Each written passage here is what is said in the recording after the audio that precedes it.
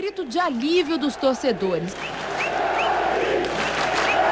Toda essa confiança foi conquistada aos 44 minutos do segundo tempo.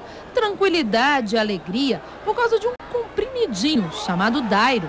Na primeira chance dele no Brasileiro da Série B, olha o que ele faz. Depois de um toque de letra de Kaique, Dairo entra agressivo e encaixa o forte calmante para os bugrinos. Para o técnico Vadão, o gol no finalzinho tem um lado negativo, mas também traz um grito de vitória ainda mais forte. Gol no final tem o lado dramático, mas ele tem o lado de motivação, o torcedor está uma festa aí fora, então tem todo o lado positivo também. Se para o comandante do Bugre foi bom, imagina para ele. Maravilhoso, né? Atacante contra a rede, só alegria. Com saudade dela? Com certeza, né? Fazia tempo que eu não jogava uma partida oficial aí. Graças a Deus consegui entrar aí e aproveitar. Ele estava mesmo com saudade do balanço de rede. No Paulista, a estrela de Dairo não brilhou muito. Foi apenas um gol, no total de 14 partidas. Quem diria, já que o jogador foi um dos grandes responsáveis pelo acesso do time em 2008 na Série B. Mas voltar a ser decisivo não foi tarefa fácil. Dairo se dedicou, suou nos treinos. Nesse jogo que era em casa, como a gente não tinha o Minhoca, só ia ter um meia jogando, não teria outro meia no banco, a gente optou pelo Dairo, que é um jogador mais agressivo. E os jogadores têm correspondido. Por que eles têm correspondido?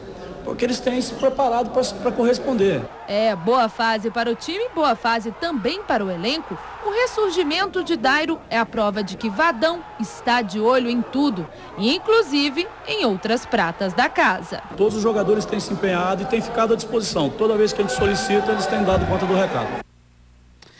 Bom, está aqui conosco o André Aranha, que acompanha os treinamentos do Guarani, e o Guarani está tendo problema, né, a sequência da competição. Conseguiu fazer 6 rodadas com o mesmo time, mas aí vem cartão, vem contusão, agora já não terá a possibilidade de contar com o Rodriguinho.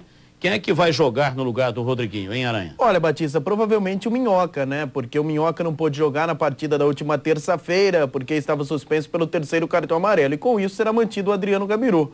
Então, provavelmente, o meio-campo do Guarani deverá ser composto pelo Glauber, pelo Kleber Goiano, que vem atuando, a dupla de volantes do Guarani, pelo Walter Minhoca e pelo Adriano Gabiru. Olha, mas o Gabiru vem destoando negativamente. O Vadão até defendeu o Gabiru. Mas ele melhorou no jogo da última terça-feira. Concordo com ele, né, que o Gabiru está sem ritmo de jogo. É, não, lá em Goiânia, realmente, eu concordo que ele foi mal, mas na terça-feira... Mas ele está errando muitos passes, ele não acompanha o ritmo dos outros jogadores. Isso aí tem comprometido o meio-campo do time do Guarani. É, ele ainda não está 100%, mas já houve uma melhora, não é, com relação à partida de Goiânia. Acho que o Gabiru conseguiu, não é, evoluir com relação ao jogo de Goiânia, não é, falando do jogo da última terça-feira aqui em Campinas. E o Ricardo Xavier também está fora, e o técnico Oswaldo Alvarez já confirmou o Ney Paraíba. O Ney Paraíba vai jogar, o Dairo vai ficar no banco, a dupla de ataque do Guarani será o Ney Paraíba e também o Kaique. Ou ele está certo, o Vadão, em tentar recuperar o Gabiru? Oh, mais do que certo, né, Batista? Porque além de ser a maior contratação do Guarani, a contratação mais badalada, eu concordo com o Aranha também. Nos 2 primeiros jogos, no derby, ele não entrou bem.